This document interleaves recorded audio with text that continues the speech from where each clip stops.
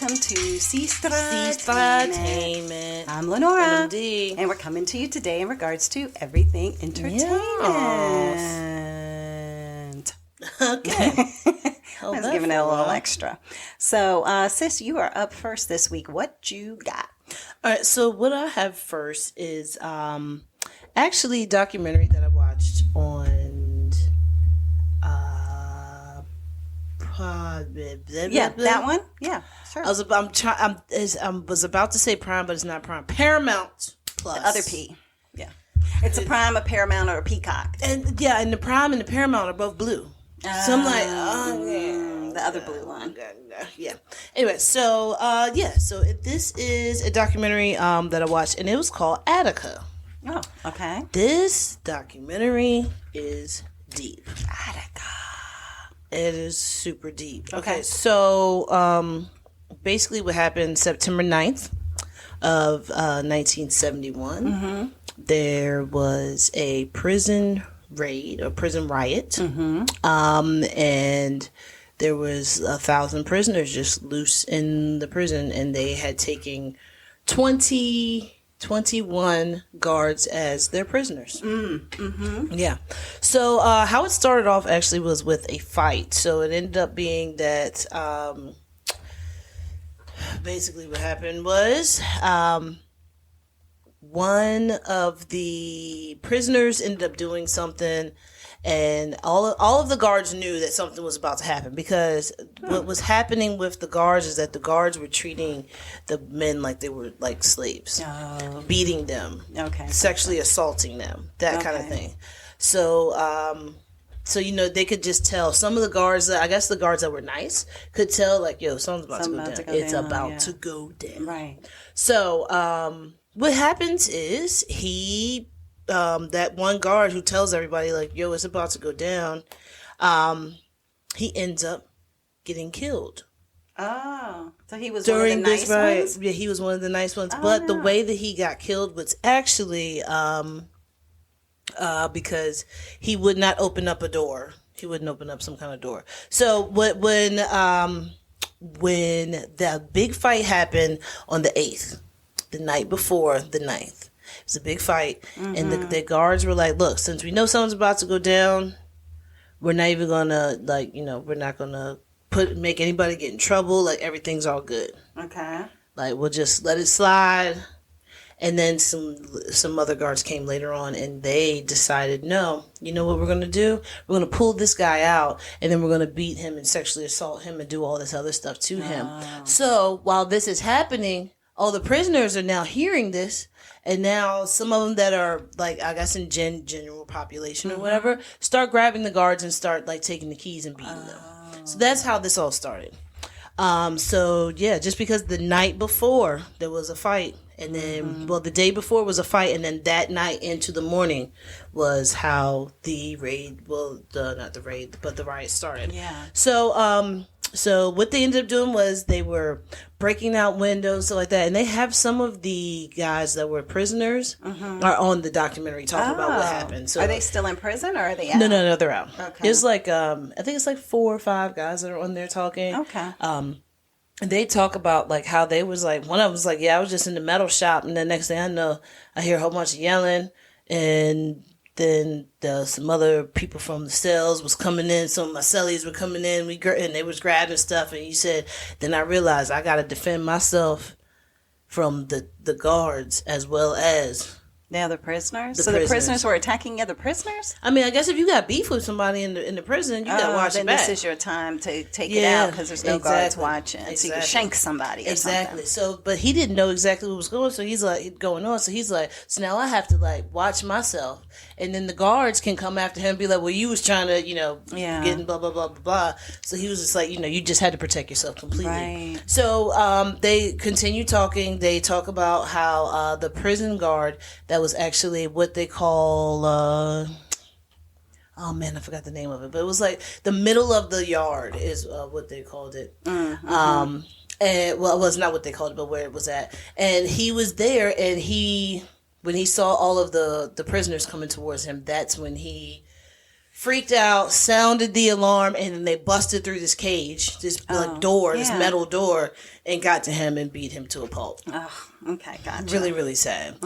His daughter is actually on the documentary talking about it, and she said, like, things that she remembers. So it's kind of crazy, yeah. But so when they get all the guards together, they tie him up, and then they end up giving him prison clothing. You know why they do this? Why? So when the police come? No. Well, yeah, it was a combination of that. But also, they do that because there were small things that they wanted to change. Treat us like human beings. Okay.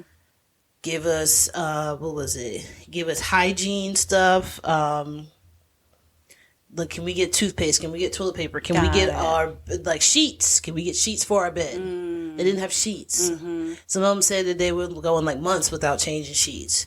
They said that there would have been, weeks without washing clothes. Yeah. So they were just can we be treated humanely? Yeah, yes, we are prisoners. Being. We understand that. Yeah, but can we at least have something to clean ourselves? Stop fighting us. Stop, beating us, trying to sexually assault us. Just, let us do our little stint and let us get out. Yeah. So that was basically yo, you want to see what it's like in here? Okay, here you go. Mm-hmm. But then so then they held them as guards. So the guards were super scared. They didn't know what exactly was going on, what they were going to do. So the state police ended up getting called. The state police come. What did they do? They are all gung-ho. They have a big truck that pulls up with a whole bunch of shotguns in it. And they just have the shotguns and hand it to all of the state police officers. Yeah. But but they don't, the prisoners don't have guns. Right. So why you got shotguns? But they didn't know if the prisoners had the guards' guns, right? I don't think the guards had any guns. Oh, the guards didn't have any guns. No, when you're in, I don't think any COs have. I don't think COs. So they just have guns. the batons. Yeah, and that was it. Yeah, and that's it. Oh, okay. Interesting. Yeah. All right. So that was it. But anyway, so the state police were coming in. They had gas masks and everything. So people from the outside, people who were people on the news and stuff like that, they were they're suiting up like they're going inside. They got their gas masks on. Blah blah blah blah blah. Mm-hmm. They don't go inside. So now the prisoners are seeing that they have snipers up on different rooftops and stuff like that. Yeah, and they're hearing stuff that's going on. But the rooftops that they're on are actually, I think they're on the right on the wall of the prison or something like that. So it ends up happening that it was days and days and days that they were just trying to get something done. So they ended up asking for Russell Oswald. That he was the New York Commissioner of Corrections. They was yo, come in here. All his staff was no, don't do it. We don't trust them. They already have hostages, blah, blah, blah, blah, blah. And then the guy was you know what? No, I have to go in there. So then he goes in and they just wanted to talk to him or the governor.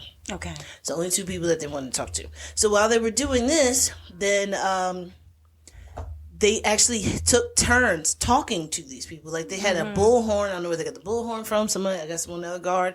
But they were actually okay, here, pass it down to here. This person has something to say. Okay. And it was really awesome. And then they were talking about how a lot of people that were making them so organized inside of the prison were the Black Panthers were making them very organized, and then they said the Nation of Islam were making them organized as well. So that actually helped out, and then it also helped out to where the people who hated the guards, the prisoners who hated the guards, they had I think it was the Nation of Islam had barricaded themselves around them.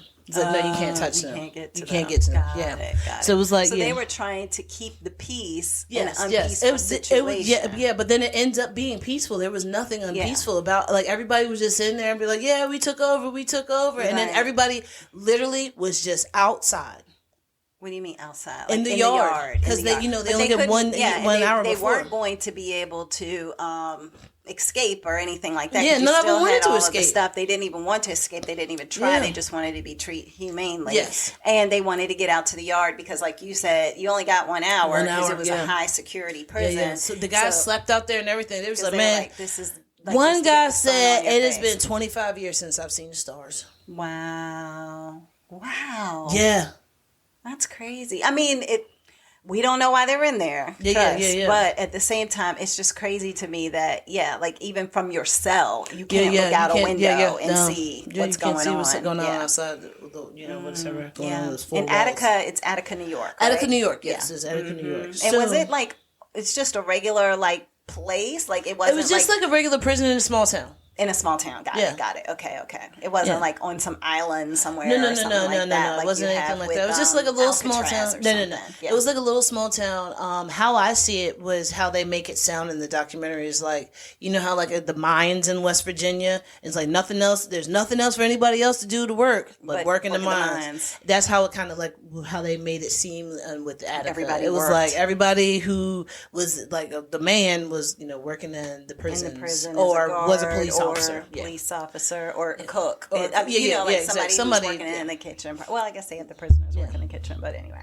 So, so they did have some structure with that. So now when they go in, they talking to Oswald, like I said, they're like, yo, bro, all we want, toilet paper, like the little essentials. Can we get our clothes washed? Can we get sheets? Can we get this stuff? And there was a young man by the name of L.D. Barkley, who was, I think they say he was 19 years old, but he was so smart in the way that he talked. So he was reading, they had written down some stuff, and he was reading it to explain to Oswald. And then when it was something that people didn't understand, like if it was a big word, he'd be like, and that is, and he would tell the prisoners exactly. And he would break it down so well. And all the people, everybody who was in this documentary that got interviewed was like, he did such a great job because he made it to where you could understand it if you were a doctor, a lawyer, or just a kid on the side of the street. Grader. Yeah. So I thought that was cool. So with him, L.D. Barkley, what ends up happening is he's like saying all this stuff back and forth, and they're trying to get through, and then they just can't get through, and now Oswald is like, well, I'm gonna go. We will think about this. They come and bring a piece of paper, and the paper was like, we're going to do this, and this. And then, it was like 70, it was like, I can't remember. It was like a bunch of different things that they wanted done. The demands. Yeah. And they were just like, we can only do this, and this. And now they have Jerry the Jew, who is the lawyer. Okay, that's his name on that. Jerry the Jew, yes. Okay, gosh, it's aged well. Yeah. Okay. Jerry the Jew, he was a Jewish man who was a lawyer. Okay. But he was like a what they call him, a jailhouse lawyer. Okay. So like he went to school for the bar or whatever.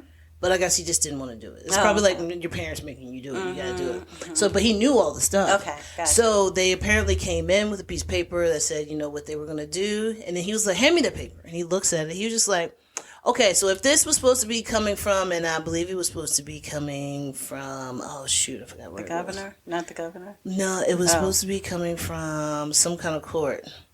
I can't remember. Like a district court. Yeah. It was a district court or something like that. And he was like, "There's no stamp, no seal, no stamp here." So he said, "This is just an empty gesture. This is just like they just BSing. Yeah, this is just nothing." And then all the guards were like, well, not the guards, but all the prisoners were like, "Man, like I'm glad that he found that." But then later on, they were like, "We wish he never found that." Oh wow. Oh, you're gonna get. Will you have to watch it or? Oh no! I mean, I feel like this is all a thing. This is a documentary, so this is all stuff that happened but somebody might want to watch it. They can still watch it because it's a lot in this that I'm not even like touching. So, so then, Jerry the Jew, some people are mad at him, some people are happy with him, and what ends up happening was later on, Oswald ends up talking to President Nixon. Okay. On the phone, and he's just like, "Hey, so the conversation that they have, you got to listen to it because it's not a good conversation at all. Yeah, it's not a good conversation at all." So, then next thing you know, they are sending in the National Guard, the state police, and the corrections officers. And let me tell you this: when they go to send them in, once the prisoners knew that they were not. None of their demands were going to be met. They were like, well, they're gone. That was it. That was our one chance. Okay. So they started to prepare for guards to come in and beat the crap out of them. Okay. So they were like, we got Vaseline and put it all over our bodies, trying to like make sure like if we got hit with stuff, it was like we were padding our clothes just in case we got hit with batons, like people trying to punch us or anything, kick us while we're down, all this stuff. So they were prepared. Then some of the guys grabbed some of the guards and took them up on the, I guess like the top of it's like they call it a catwalk. Okay. And it was over top of the yard area, so you can look down into the yard, I guess. Mm-hmm. And they were up there with the guards and were holding like a knife to their throats. Oh my gosh. Okay. And they were doing that to be like, yo, stop or else I'm going to kill them. Like, you're not coming over here to beat me. I'm going to kill this person. Well, do you want me to tell you what happened? You don't want me to tell you what happened? I might check it out. Okay, so you don't want to know? I mean, I don't know. What do you think the listeners want to know?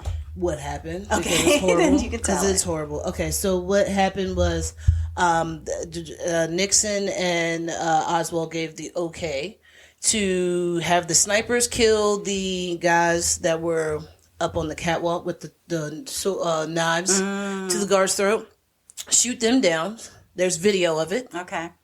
There's video of it. Yeah, I mean, obviously, if it's outdoors too, yeah. Mm-hmm. No, I mean, like, no, this is 1971, so this is video of it, and this actually happened. So the first day of the riot is on the video 9th. Of, like Jim Jones stuff too. I mean, you know what I mean, like from the 70s or whatever. This is video from 1971. So it started on September 9th, and on September 13th, that's when the massacre happened, because that's when they went and they killed the guys that were the prisoners that were on the catwalk. Okay. Came down, got all of the state police and National Guard and everything in there, and they shot everybody that was in the yard. If you were there and they busted it, they like busted into the yard. Because you wanted to have fresh air and the sun shining on your face and all of that, then you got shot. Yeah. Even if you weren't doing anything. Even if you weren't doing anything, you're shot. Oh wow! Okay, you're shot. Guess who else got shot? Who? 10 of the hostages. Oh well, yeah, because they wouldn't have known the difference because they had the prison clothes on. Yeah, and then also so they got killed or they just got shot. No, they got killed. Oh. 10 were killed. 29 prisoners were killed. 10 hostages were killed. Oh wow! Hundreds were injured. Yeah. But you know what? It gets worse. Well, but I think, and we only got so much time. Yeah, but I do think that it's a message that they were sending, because it's like, okay, if this prison... No, you got to watch this. No, you got to watch this documentary. Well, I guess what I'm saying, though, what I want to say is that it's like a message is going out to other prisoners, because if you think about it, if I'm in a jail in Idaho or I'm in a jail in whatever, and I see a window of opportunity, I might think, oh, well, what they did in Attica, maybe I can too try to overpower the guards, because there's always going to be more prisoners in the prison than guards. So people might get that idea. But it's like, if we wipe them out, then it won't matter, because now the story is that everybody got wiped out, so why would we even take that chance? Well, it wasn't everybody, but I mean, a lot of people did. So I just think that it's a bigger Nixon potentially message to it was supposed to be a message, but you just killed a whole bunch of people. I don't know. So then after this, there is a gentleman who they end up talking to, who was actually he was a journalist, and he went in there. Yeah. His name was, I forgot his name. Okay, I can't find it. Anyway, so he goes in there, and he's going to talk. Schwartz, Herman Schwartz. He goes in there and he talks to them, and he's just like, he asked the guards, "Hey, how, like, before they end up getting shot, hey, how were you treated? Mm-hmm. How are you being treated?" And the guards are like, "Oh no, we're good. We're just tied up. Yeah, we're fine. Nobody's bothered us." It's okay. Ask him multiple ones. All of them are saying the same thing. Got it. Then it goes to later on, another person, another journalist is doing his broadcast, and as he's talking, you hear single shots. Now he's talking and he's saying, like, he's doing I think it's like a live interview, and he's saying, "Hey, the sight that just happened is ridiculous, and it's so quiet out here. And there were people standing outside the prison just listening to all these gunshots and all of these, like, just standing there looking at this big giant wall, looking at, like, hearing shots, just multiple gunshots. And you can hear the gunshots on the documentary, which is insane. Yeah. I'm gonna wrap this up really quick. So what happens is while he's doing his interview, he was like, and you can hear single gunshots. And what they were doing was they were going around to certain people that were talking when Oswald came in, and they were singling them out and shooting them. So like the 19-year-old? Yeah, the 19-year-old LD Barkley. Yeah, they called him out. Oh. And they beat him, and they pulled him, and they said that people, like, he was screaming, kicking and screaming, and then they said later on they heard, like, 3 gunshots. No, that they killed him. Wow. It sounds like it was just brutal all horrible. around. And then the last thing that happened was that everybody who was left alive when they went in to go, when the police officers and everything went in to go and get them out, they pulled all the bodies out. And then they got all of the prisoners and made them get butt naked. Mm-hmm. And then came around and took the batons and was like sticking them up their butts. Oh, wow. Beating them. And then so they had made a latrine outside because, inside was all damaged and they had no power or anything. So they made a latrine outside. The guards beat them and made them crawl through the latrine. Wow. Then go inside and run across a hallway full of glass. Wow. So they said that most of the guys got infections because they were pulling glass out that also had feces. Exactly. So it is the worst thing ever. I didn't even know. I didn't know. I was like, what is Attica? I've always heard about Attica. Now you know. Yeah. What Attica is. And that's ridiculous. It's super crazy. It's sad, but that is what happened. Yeah. Yeah. And it makes you, it's kind of weird because they're in prison for a reason. Yeah. So we don't know why these people are in prison. They could be rapists and murderers and, I get that, could have killed 20 people and eaten their bodies and done some crazy things. So we don't know what the prisoners did. But regardless, people shouldn't have to live in an inhumane situation what these guards were putting the people through. Not. And just this whole situation started because of the inhumane treatment. Yes. So had they not had the inhumane treatment, then they would have just been the normal prisoners, serving their time, everything would have happened. Now all these people are dead because of the fact that the guards were treating them so inhumanely. Absolutely. And it sounds like continued to. Yeah. Oh, yeah. Absolutely. So, yeah. And is Attica still open today? Or is I don't know if Attica's still open today or not, but they were saying that there was a lot of people after they shot all of most of the prisoners up. There were people going around being like, white power.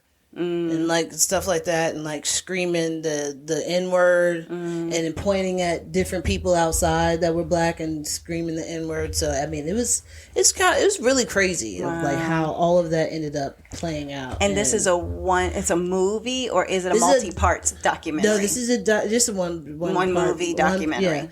It's just nobody ever got in trouble. Nobody ever got in trouble. You just mass murdered people. Yeah. Well, you had the go-ahead to do that. Yeah. But I'm just like, man, that is just, I don't know, it's insane. But yeah, if you want to watch it, it's very deep. It is called Attica, and it is on Paramount Plus. Sorry, I took up 25 minutes. Oh, no, it's fine. No problem. I was passionate about these prisoners and their lives. Exactly. So, all right. Well, maybe this is a little bit of levity. I don't know, maybe. But I'm going to talk about Gen V on Prime. Oh, you haven't watched that yet. Yeah, so it is a spinoff of The Boys. Mm-hmm. So if anybody watched The Boys, then maybe you'd be interested in Gen V, as in Victor or Victory. But it starts off with a young girl who is at home. She's with her parents. She's with her sister. The parents sitting around watching TV. And it's talking about A-Train, which was, at this point, the first African-American superhuman person to be accepted into the 7. So if you watch The Boys, you know what the 7 is. So he was being accepted. So they're showing the A Train on TV. That was his name, the A Train. Yeah. A Train was the guy who would run. It really was the beginning of the show because he ran through that woman. Oh my God, that was crazy. Yeah. He's just like, what's all over this show has a bunch of crazy things in it as well. So it does not leave the crazy train. It kind of stays on it with this show. But she realizes as she's playing with her sister and they're arguing that she's like, oh my gosh, my stomach. I need to go to the bathroom. Well, she's about 13. So guess what? She's having cramps. That time of the month. So it's the first time. She doesn't know what's going on. So she goes into the bathroom and her mom goes and checks on her and is like, are you okay? And she's like, Mom, don't come in here. Don't come in here. So all of a sudden she looks and the blood is actually floating. So the blood from her body is floating because she has the V in her. So therefore, because remember in The Boys, for those of you who watched it, the parents could decide if they wanted their children to potentially be superhuman and give you a shot of the V, which gives you superhuman powers. Nobody knows what their powers are. They kind of just... it happens, It just happens naturally. Yeah. So she didn't realize her blood was her power. So then... Wait, her blood is her power? Yeah. So I thought this would defy gravity. She can fly. Well, it's a thing. So no. So what happens is that she realizes her blood is floating and she screams. So she's like jumping up and screaming and bumping into like the little, towel rack or whatever in there. So her mom is like, hey, is everything all right? Is everything okay? So her mom busts in the door. So as her mom busts in the door, guess what? The blood is like a weapon. Oh my God, does it shoot right through her mother? It shoots right to her mom. Does it stop? It does not. I won't say any more. That's all I'm going to say. Okay. But it shoots right at her mom. Her dad comes in. Things happen. Oh, man. It's a mess. She has the worst period ever. The worst period ever. And so then what ends up happening is that she, for whatever reason, I won't say what the reason is, she ends up in an orphanage, which could be because her parents are like, get out of here. We can't deal with your potential monthly murder blood, you know what I mean? Yeah. So anyway, she ends up in an orphanage, and then what ends up happening is that now she's aged out, so she's getting ready to go off to Gen U or whatever you want to call it. I think it's called God U. So it stands for like Godolphin University. Okay. Godolphin University. So this is a university that takes all the Gen V kids, and you are around other kids who have superpowers, and you get to see everything of what the other kids can do and what they bring to the table and all of that. So anyway, she ends up going to that school, and she ends up saying that she's going to the school to prove to her sister that, hey, I can make it. I'm a good person. I'm not a bad person, because she hasn't seen her sister since that day. And so what ends up happening is she gets accepted. She goes, and she's trying to kind of, once you graduate from the school, they rank you the whole time you're in the school. So like the valedictorian becomes one of the 7, basically. Oh, okay. So you are like wanting to be the top dog, right? And so there's a guy on campus who is that top dog. So you end up being like the guy drinking milk? Huh? The guy that drinks milk? I don't remember the guy that drinks the milk. So I mean, the main guy, the main dude who was on. Highlander. Highlander, yes. Yeah, I was like the guy who drinks the milk. Yeah. So yeah, you end up being the person that can be the face of the nation, and the good person that everybody sees, or the person that people think is the good person, right? And so anyway, she is going with the hopes of becoming the first African American female to join the 7. She's like, I want to join the superhero group, and so she starts her adventures when she gets to school. She meets her roommate who actually can shrink herself down. So when she walks into the room, her roommate is like battling a gerbil or something. She's tiny, and she's like in a rocket socket robot's like little ring, and she's like battling or whatever with an animal, and it's like she's called like Tiny something, like Tiny Girl or Tiny whatever. And so because of that, she has like a huge, massive YouTube like social media following, because all these people, she'll just put the camera on herself while she's in there, and she's doing this like battle. So anyway, I would watch that. Yeah, I mean, hey, a little, you just shrink down to nothingness. Yeah. and then go and do whatever you want to do. And so the girl, how she gets little and how she gets big, that's a storyline in itself too, like what she has to go through to do that. And then you have this girl who has the blood, so what she can do, like you'll see her inside the gym, for example, and she'll put up like, okay, here's a bag that people use as a punching bag. Here's the actual body frame of, you know, the one with no head that people just punch at. Okay, here's a chair. Here's this, here's that. So she puts all this stuff around and she'll just cut herself, right? She'll cut her wrists or she'll cut her hands or she'll cut something and her blood just starts raising out of her body. And then she uses it like a whip.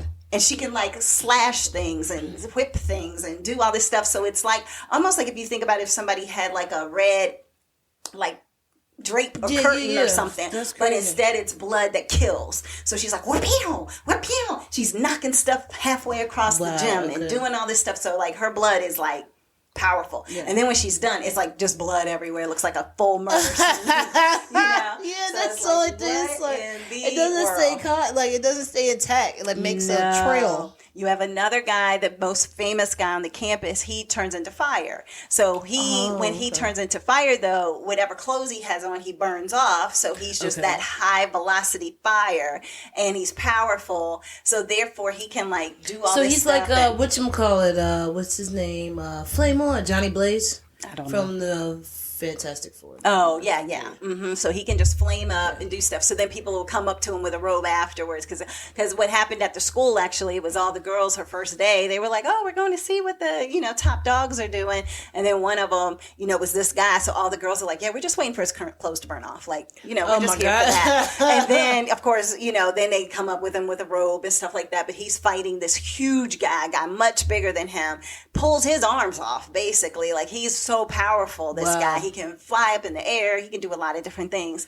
He pulls off the fire guy's arms? No, the fire guy pulls off the guy who's bigger than big guy's arms. Okay. And then the guy's arms just melt back together. So, like, he's like, oh, I'm sorry I did that to you, but I knew that you'd be all right. So he just puts the arms right back there and he regenerates. Yeah.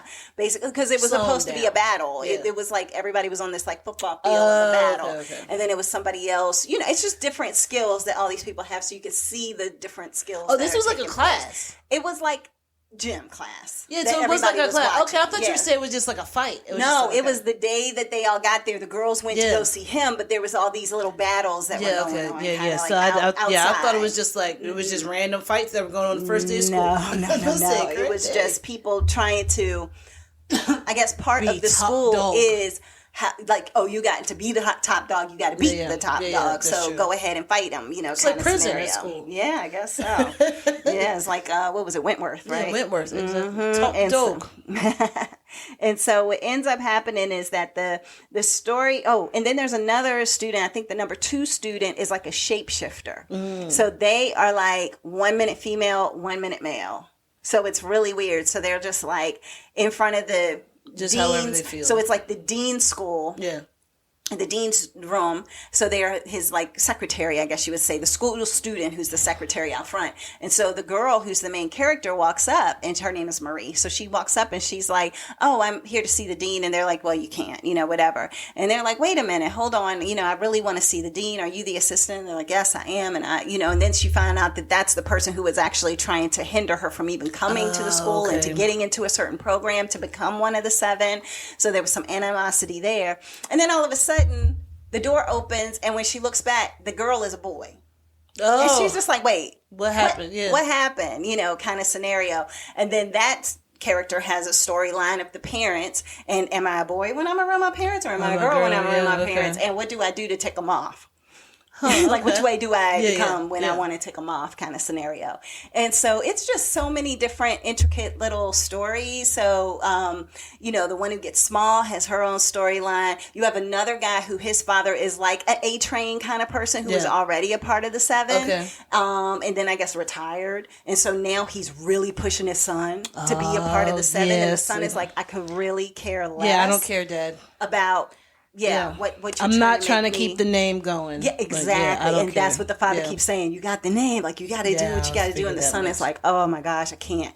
And so something tragic happens. Oh, of course. And these are all like, I've only watched 2 episodes. So all this stuff is happening in like 2 episodes. Okay. And it's like an 8 probably episode show.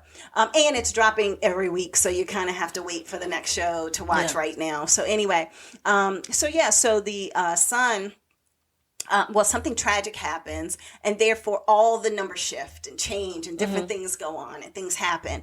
And so then it becomes this story too about like, what are you doing things for? Why are you doing things? And what is up with the woods? That's all I'm going to say about that. The woods. There's a place called the woods, and what is up with the woods? The woods is all student shapeshifters. No, it's a place. Oh, it's a place. It's a place. And so they're like, what's going on with the woods? Your father knows about the woods. This is happening with the woods. Is my brother in the woods? Like, what's happening with the woods? So it's this different path that the storyline is taking, even from all the main characters just trying to do their thing. So it's pretty interesting. I've been enjoying it. Pretty interesting. Yep. Okay. So I've been enjoying it. But again, it's Gen V. It is on Prime. It is definitely a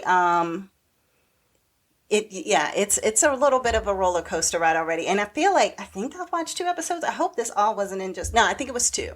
It was definitely 2 episodes. So I definitely didn't even give you the spoilers of the 2 episodes. I would say, but I mean, you only gave out 2 episodes and it has a lot of fighting.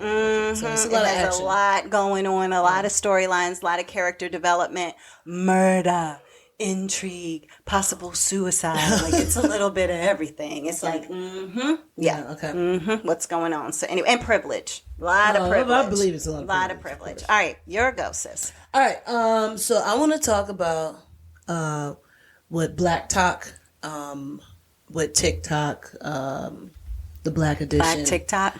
Yeah, and what the gay community has been talking about. Oh, LGBTQI. Yeah, the LGBTQIs. All right. So we are going to talk about this daggone divorce between Raeshonda and Lashondra. Okay. Now, mind you, I will start by saying, y'all know these people, because I ain't know these people. Y'all might have known these people. I found out about these people this week. I'll just put it there. But go ahead, continue. Look at here, so don't feel like these are people you should have known. Look at here. All right, so look. Raeshonda. It's going to take the whole rest of the show. No, it's not. It's real quick. Story. It's really quick. Okay. Raeshonda has her own boutique, stuff like that. She used to be but she's a plus size woman. She used to be a lot bigger than what she is now. Okay. Lost some weight. I think she got the lap band or something like that. Lost some weight. And people are like, then she ends up going on live, and I watched the live. I watched it from her saying, just waiting a little bit longer. I watched from there all the way up until the end, where she was talking about all the drama that happened. And it was entertaining. Okay?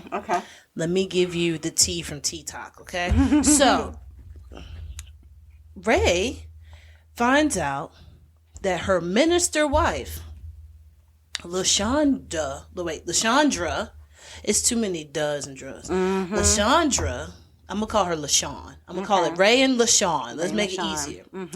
So Ray, who has her own boutique, finds out that LaShawn, her minister wife, had been taking money from her friends. Like, hey, I need to borrow this money because I got to do this for Ray, and she needs to get blah, blah, blah, blah, blah. So she's going around getting all this money and not paying friends and family members back. Right. Then they get evicted. Yeah. And Ray was like, that is the end. We are evicted. I'm not staying with this heifer no more. She got to go. Okay. So now everybody is still talking about this on TikTok, and it's been 3 days. 3 days. 3 whole days. Yeah. Okay. So she just like she's talking about how she wants to divorce her. She was like, she was stealing money. She was doing this, doing that. I didn't know. And now people are saying, how you not know that your wife was like stealing money and, stuff about the church. But see, the thing is as Ray was talking, now all this is allegedly, okay? But as Ray was talking, she did keep mentioning different things. So she said that she was with her wife and they were at a church And then one minister says to their minister, well, if you got LaShawn working for you, we had to talk to her before about missing money. Okay, if somebody says that about your significant other, wouldn't that be a red flag? So maybe this was just said later. I don't know, but could be a red flag. Yeah. Definitely. Yeah. So she was saying that certain things were not being paid, and how she's just like, I'm done. I'm over her. I'm moving on. I'm living my life for me. I'm living my best life. Yeah, I'm living my best life. You know, my life's just fine, fine, fine, fine, fine, fine. Woo! Okay. Yeah, so now LaShawn, Minister LaShawn, she has not said anything. I was going to say, I hadn't heard anything. She hasn't said anything. So now I'm like, okay, so now this is the thing. Is she hitting the Michelle Obama when they go low? No. We go high. We go high, yeah. Or is she like, she got me? I can't say nothing because I'm caught. She got me. Yeah. Got it. You know what I'm saying? So nobody knows. It's all speculation. Yeah. For all I know, this could just be just to get more views on TikTok. Exactly. And that would be the smartest thing in the world. And I wouldn't be mad at them, for real. I just wanted to hear a little juicy gossip. That was nice. Now I'm over it. And I don't want to see any more of it. And it's still on my TikTok. So now I'm like, how do I get this off of my algorithm? Yeah, good luck with that. Yeah, I know. But every other live now let is me like say, 17 people talking about this couple. My sister yes. did send something to me and some friends, shout out Toby and Janella, and was like, hey, have y'all heard about this? Or I'm all caught up in this drama or whatever. So I, against my better judgment, clicked it. And based on that, which, I mean, you know, I do watch 90 Day Fiance. Like, I don't mind no drama. You know what I'm saying? You like a good drama. I'm good with a drama. You just don't want to be in it. You know? I do not accept drama in my life. Yeah. I don't want to be in it. It is like what you want to see, not what you want to do. Must see TV. There you go. Well, maybe. But anyway, so what happened was I end up clicking on it. And I'm seeing the story, and it's like a person talking about what was going on or whatever. Yeah. But then I ended up being on this, I guess, you know, when you have the lives on TikTok where people are talking, but it's only the circles, right? Yeah. Okay. And this person it's only a bunch of people talking, but nobody actually knows any. No, yeah. Nobody actually shows their face. Right. It's Nobody's just showing their profile. It's just the circles, and they're talking, and they can get some coins or different things that people are gifting them with for the tea that they're dropping or whatever. Exactly. And so I end up watching that, and then what ends up happening is that this girl is like, okay, who wants to come to the floor? Okay, I'll pull you up. You talk, and then you go So away. I've been watching her for a minute. Yeah, exactly. So I forgot what her name was. Talking Tam Talk. Tip something. Yeah, anyway.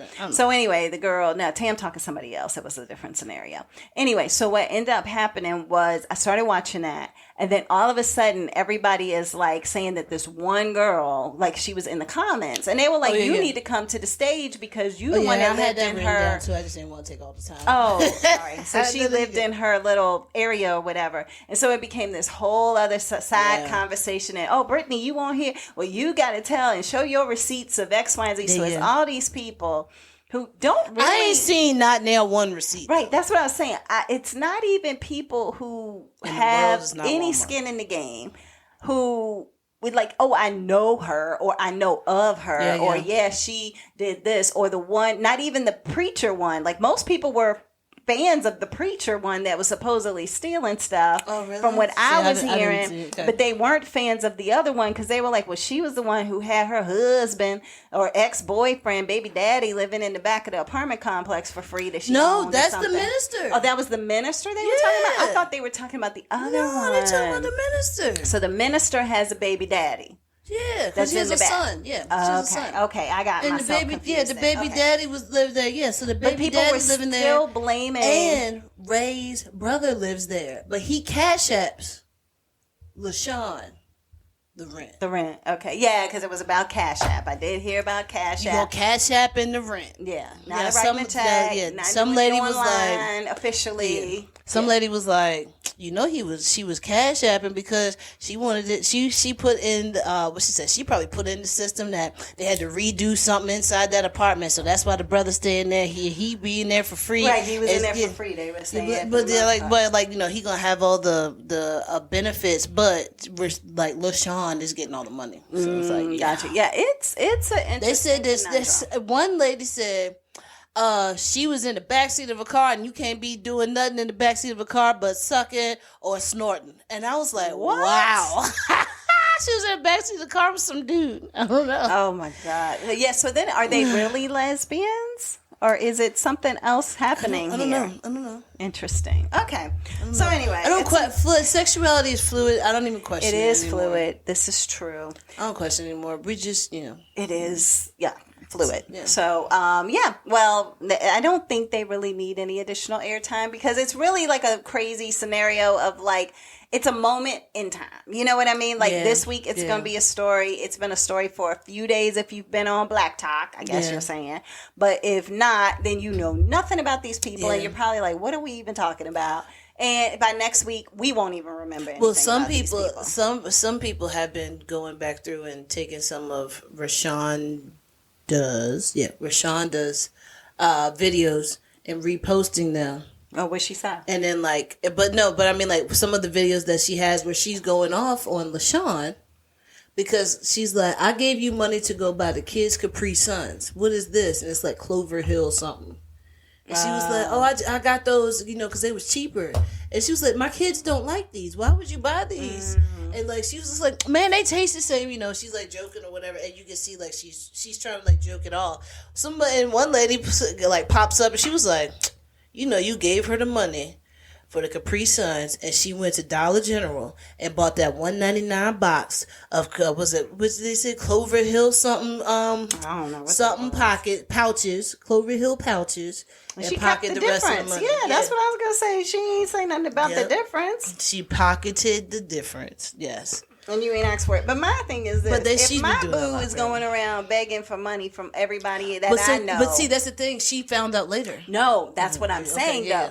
If my boo's going around begging for money from people that I know, those people that I know better tell me. Yeah, exactly. Like, why aren't you telling me that, hey, and such and such done asked for, $100, $1,500. I don't even know if I do that. I think I would just be like, hey, all right, you want to? Okay, hold on a second. Let me call on Master. Yeah, let me check with such and such. Like, let me call with him right now honestly, while you standing right here. I probably think most people that I know, if somebody was trying to call, they would probably be like, well, I'm gonna have to send it to her and then have her give it to you, like, because she's my girl. Like that's true. Yeah, you know what I mean? Like, or let me check with her and make sure we're good, because they would probably be like, wouldn't you have helped? So why are they asking me? So exactly. So that's true. Yeah, but anyway, it was just a lot. It was a lot. So and it's been entertaining, but I'm over it now. Okay. My hyperfixation on them is done. You do get hyperfixated on things. I am right now on the TV show Sex Education. Also, Sex Education season 4 has been dropped. Yeah, it's really good. Okay. But yeah, like hyperfixation on that. I already watched it twice. All 4 seasons. Why? Oh, wow. I don't know why. Okay. I can't help it. Weird. Sometimes I just have the sound of it and I'm not even looking at it. The phone's in my pocket. And you had your hyperfixation on churros. Oh my God. Yeah. I ate churros for like a month straight. That's gone. And it happened. I was eating it and I was like, this is nothing. I don't want it. Your body finally shut it down. Yeah. Was like, nah, we done. Okay. That's enough. On to other topics. I think this will maybe be the last topic. No, I don't know for sure, but one of the last topics. But The Irrational on NBC, aka Peacock, is the show that I want to talk about next. And this is a show with Jesse L. Martin, who I personally loved. Jesse L. Martin? Yes, he is the gentleman from Law and Order, the original one. Oh, this is the one you were talking about with Mom. Yes, the original Law and Order. Jesse L. Martin was on there, and I really enjoyed him. Was he on ER too? No. Nope, he was on Law and Order. He was on Flash. He was in Rent. Oh, Rent. Yes. 525. Ally McBeal. Yeah. I know, right? Yeah, he was like one of the original. He might have been. On Broadway. I think he was on Broadway. I think he was on Broadway. Because he has a nice voice when he was singing. Oh yeah, he really does. So, anywho, so the Irrational on NBC, of course, as I just mentioned, it has Jesse L. Martin. He plays Alec Baker. He is a teacher or professor, I guess you would say, who kind of studies and teaches about like probability. I guess you would say statistical probability. So that's him. You have Mahara Hill as his ex-wife, Marissa. You have I don't know who she plays on this, but her name is Kylie Trevina Springer. I couldn't pick up on the fact, is this his assistant or his daughter? I can't really, I missed something. I think both. I got a phone call or something and I kind of missed something. Maybe, but either way, she is somebody who's like in his office and hangs around and stuff. I think it's his assistant. And then you have some other student, like, you know how when you're in college, you might have like your student assistant to the professors that are in there and they can also help like an aid or a guide for the other students. So you have two people, Ella Cannon and Arish Demaxi, who play Lila and Rizwan, so they're in there as well. So that's kind of the main storyline of folks. And maybe it's Phoebe, Molly Kuntz. So anyway, so long story short about the actual show itself, it starts off with the main character who, like I said, is a college professor. It's basically like human behavior and studies. That's it. Like, you know, it's probability of human behavior. And so he's working as a negotiator with this guy. So it kind of starts off really busy because it's this guy. He's holding a baby. He's near a patio. You know, he's inside the house. He's got a gun. He's got a woman in the room. So it's like like a hostage situation. And so the police are there and they work with this guy, the human behavior professor. And so long story short, he gets called in. He gets onto the intercom or the, you know, what did you just say, bullhorn thing? Yeah. And he's just like, hey, yeah, so I'm here to talk to you. They're like, I don't want to talk to any negotiators. He was like, me work for the police? No, I'm a professor. Like, you couldn't pay me to work for the police. And he said, I just want to know, what are your demands? What do you want? And he said, I heard you want a helicopter. So the guy was like, yeah, want a helicopter. Okay, got it. So what kind of helicopter do you want? Like, we have this kind, or this kind. And he was like, now let me tell you the differences between these types of helicopters. If you get this kind, it's going to go further. And you'll be able to get much further away from us. But when you get that far, you know, this is what your problems are going to be once you get there. Where are you going to land? You don't know the terrain. You don't know the area, whatever. Or do you want a shorter distance one? If that's the case, okay, what are you going to do once you land? Are you going to kill the pilot? Because I need to know if you're planning to kill the pilot. And the guy is looking at him like, why are you asking me if I'm going to kill the pilot? And he was like, yeah, what are you going to do with the baby? Like, once you get to where you're going to go, what are you going to do with the baby? Are you killing the woman in the room right now with you? And what are you going to do with the baby? You got to make them overthink. Are you going to leave the baby on the helicopter? But then we got to know where that's going to be so that later we can get to that spot to save the baby, or else you're going to have another charge on your hand because you're already going to kill the pilot. So then you have, so he's walking him through all that, and you see the guy's head just going like spinning, like, oh my gosh, there's like so many decisions to make here when I get this helicopter. So finally the guy just turns himself in. And this is like first 5 minutes. And so his wife, which you don't know is his wife at the time, this woman walks up to him and is like, oh my God. Because as he's saying, oh, I'll get you the helicopter, I'll do this. They're like, we're not getting him no freaking helicopter. What are you talking about? Like, we don't have a budget for that. And so he was like, the probability that this guy would, after he really thought of all these different intricate details and all these steps of what he needed to do, was like a 98% chance that he wasn't going to actually do it or something like that. And she was like, well, what if it was the 2%? And he's like, well, somebody would have died. Yeah, that's like, it. Yeah. I mean, like, what else are we going to do? It's all about human behavior. And then that's why the show is called Irrational, because he was like, there are situations in which people and humans are just irrational. They don't think in a rational way. And so he was saying also, like, for plane flying, for example, so many people are scared to fly. So many people are scared to get in boats, right? But then you have it where when you are in a plane, you are actually statistically safer than being in an automobile because of all the accidents that actually happen on the ground. So he's like, it's irrational to have a fear of flying when flying is the safest way to go. That is true. You should have a more rational fear of driving in your car. But people don't have that because you're in control.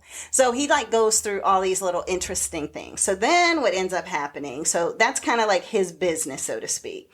And then what happens is he ends up telling the story of himself, because as you're watching, you're kind of looking at his face and you're like, what's going on with the side of his face? It looks a little weird, right? It does look weird. So then eventually you realize that he was actually a victim of a church bombing, like a racist church bombing. Oh. And so he was standing outside the church with his best friend and they're talking, and its service had just ended. It was like a nighttime service or something. Like the Mississippi church bombing? It was like a different kind of bombing, but yeah. And so what ended up happening was that all of a sudden you saw this white guy run out with a hoodie on, and he's just running away, and they're looking like, what in the world is going on? So his friend's like, oh, I forgot my book bag in there. So he goes back in to get his book bag, and then the church blows up, and it makes him fly. Yeah. And when he wakes, like when he comes to, which he wasn't out for long, but when he comes to, he had gotten burnt, like he caught on fire when the church blew up.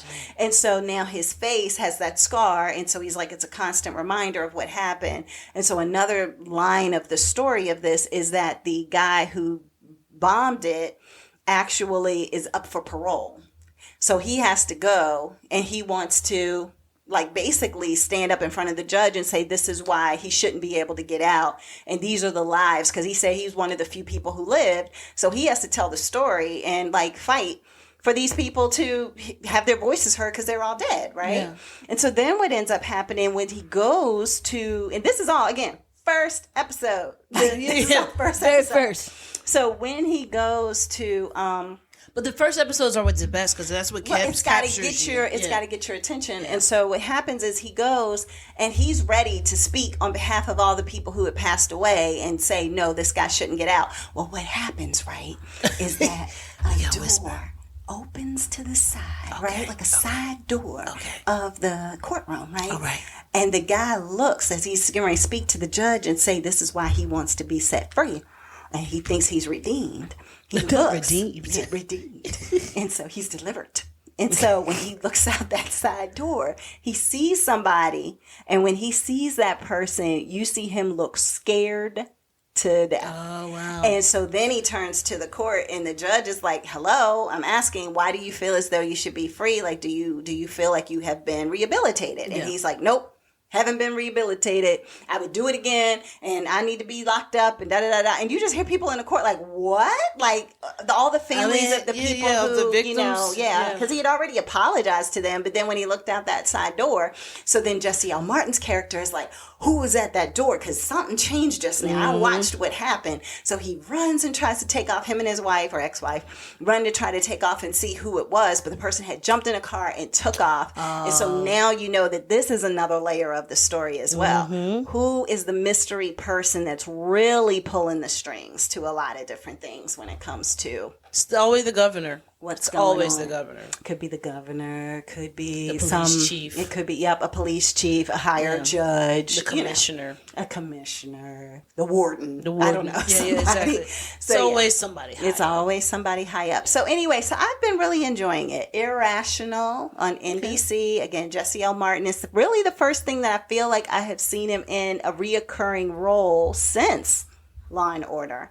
And so, and he was like, when you think of him, if you think of him, think of the very first Law and Order that you watched, where you had him in there and, Jerry, I forgot what his last name is. He's since passed away. But anyway. I know you're talking about, But they were a phenomenal team together. Like they Orbach. were. Jerry Orbach, I think was his name. Orbach. Oh my gosh, they were so good. And so anyway, that is, Irrational. So we got just a couple minutes. All right, so I got something. Okay. So just a little topic to talk about.